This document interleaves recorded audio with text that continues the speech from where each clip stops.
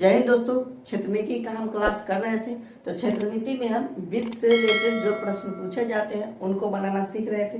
तो चलिए आज का पहला प्रश्न क्या रहा, देखिए साधारण सा प्रश्न लेते हैं और इनको सॉल्व करते हैं, फिर धीरे धीरे एडवांस लेवल के क्वेश्चंस को बनाना सीखेंगे। तो क्वेश्चंस क्या कहता है समझिए कि एक वृत्त का क्षेत्रफल 3850 सेंटीमीटर स्क्वायर हो तो उसका परिधि ज्ञात करना है। वृत्त का क्षेत्रफल दे दिया गया है, वृत्त का क्षेत्रफल दे दिया गया है आपको। तो क्षेत्रफल कितना दिया गया है, क्षेत्रफल दिया गया 3850 सेंटीमीटर स्क्वायर, 3850 सेंटीमीटर स्क्वायर। तो आपसे पूछा इसका परिधि क्या होगा, वृत्त का जो है परिधि क्या होगा, आपसे ये बात पूछ लिया गया है।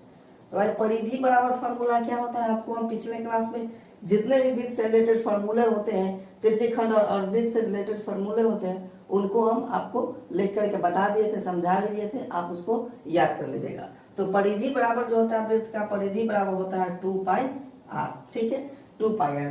तो परिधि निकालने के लिए आपको r चाहिए, क्योंकि 2 तो कांस्टेंट है, पाई का वैल्यू 22/7 होता है, लेकिन r आपको चाहिए। तो वृत्त के क्षेत्रफल से आप r निकाल सकते हैं। क्षेत्रफल क्या होता है, पाई r स्क्वायर होता है, ठीक। और बराबर कितना दिया गया, 3850 सेंटीमीटर स्क्वायर दिया गया। तो चलिए वो यूनिट को छोड़ते हैं। तो पाई का वैल्यू हो जाएगा 22/7 और गुना हो जाएगा r स्क्वायर बराबर 3850 हो जाएगा। कटेगा जरूर है, 11 से ये 2 बार में कट जाएगा और 11 से कितना बार में कट जाएगा, 11 33 का 3 हो जाएगा और 11 बचे 55 और ये 0 हो जाएगा। अब ये 2 से कट जाएगा जरूर, 2 से कितना बार में यहाँ कट जाएगा, तो 2 से कटेगा, 2 एक यहाँ 2 हो जाएगा और 7 दूना 14 हो जाएगा और 5 बार में कट जाएगा। तो अब ये जितने में 7 बच गया उसके साथ गुना हो जाएगा। तो r स्क्वायर बराबर हो जाएगा 175 गुना का 7, ठीक है।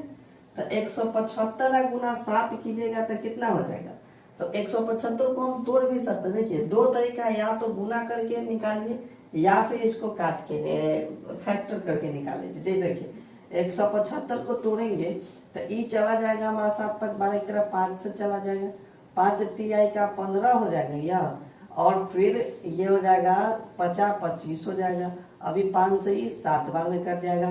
तो यहाँ से देखिए क्या तरीका हम अपनाएंगे, आसान मेथड से।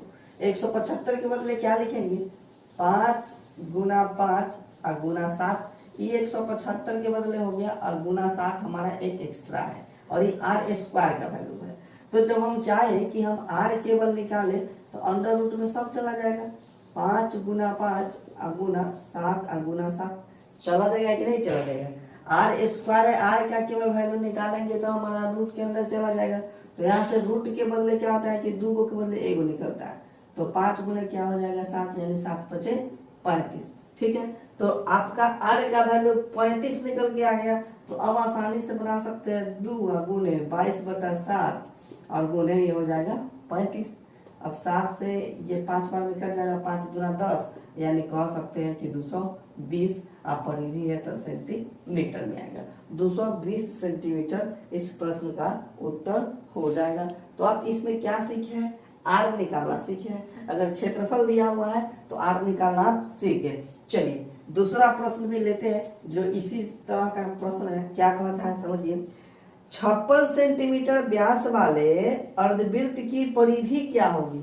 इस बार अर्धवृत्त दिया गया है, तो अर्धवृत्त की परिधि का फॉर्मूला क्या होता है, पिछले क्लास में डिस्कस हुआ था। तो अर्धवृत्त की परिधि, अर्धवृत्त की परिधि बराबर होता है हमारा पाई r और प्लस d। क्या होता है, पाई r प्लस d, ये डिस्कस हो चुका है। तो इसमें दिया 56 सेंटीमीटर व्यास है, मतलब इसमें आपको डायमीटर दिया गया है 56 सेंटीमीटर। तो रेडियस निकाल लीजिए, 56 का आधा हो जाएगा, क्या हो जाएगा 56 का आधा हो जाएगा। तो 56 का आधा होता है 28, ठीक है।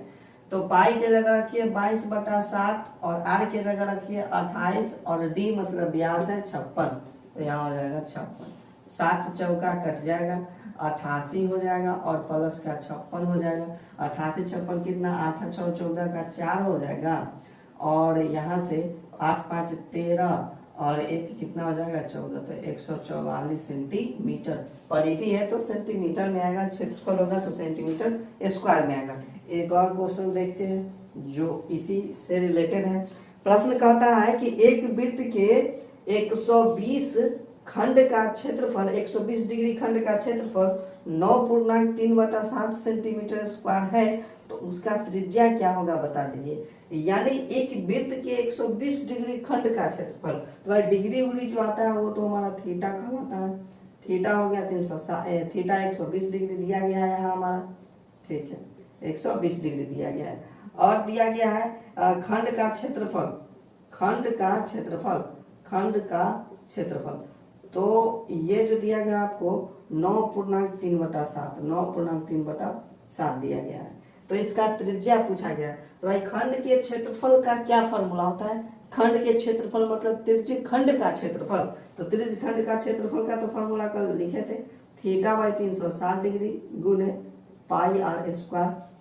तो ये हो गया खंड का क्षेत्रफल बराबर है 9 सते 63, 3 हो जाएगा 63, 3 हो जाएगा 66/7 हो जाएगा, ठीक है। थीटा बता 360 डिग्री, और इसमें से आर का वैल्यू आपको निकालना है, तो थीटा की जगह रखेंगे 120 और बटा का हो जाएगा 360 और गुना 22/7, आर स्क्वायर ही रहेगा, आई बराबर 66/7।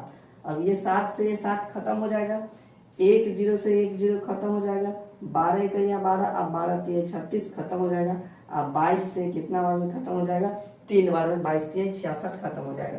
तो इधर पढ़ लेते हैं। अब देखिए यहाँ कुछ नहीं, इधर बच गया, ऊपर में 1 बच गया, अब बटा का 3 बच गया, और यहाँ गुना में क्या बच गया, आर स्क्वायर बच गया, और उधर क्या बचा, तो 3 बच गया केवल। तो अब ये 1 बटा में है, भाग में है, आर स्क्वायर गुना में है, तो अगर केवल आर स्क्वायर हम चाहें तो ये 3, तो ये 3 के साथ गुना हो जाएगा, मतलब 3 गुने 3 कितना हो जाएगा, 9 हो जाएगा, 3 गुने 3 9 हो जाएगा। तो आर बराबर हमारा क्या हो जाएगा, √9, यानी यहाँ से क्या कह सकते हैं कि हमको आर का वैल्यू कितना मिलेगा, 3 मिलेगा। चलिए, तो इस तरह से प्रश्न को हम बनाते हैं। तो ये 3 प्रश्न छोटे छोटे बेसिक प्रश्न थे हमारे, जो कभी कभी पूछ लिए जाएंगे, तो इस तरह से बना देंगे। तो कैसा लगा आज का क्लास, कमेंट करके जरूर बताइएगा, और चैनल पे पहली बार विजिट किया तो चैनल को सब्सक्राइब कीजिएगा। सब्सक्राइब करने से तो आपका कुछ जाएगा नहीं, लेकिन हमको बहुत कुछ मिल जाएगा। तो चलिए फिलहाल मिलते हैं अगले क्लास में, तब तक के लिए जय हिंद।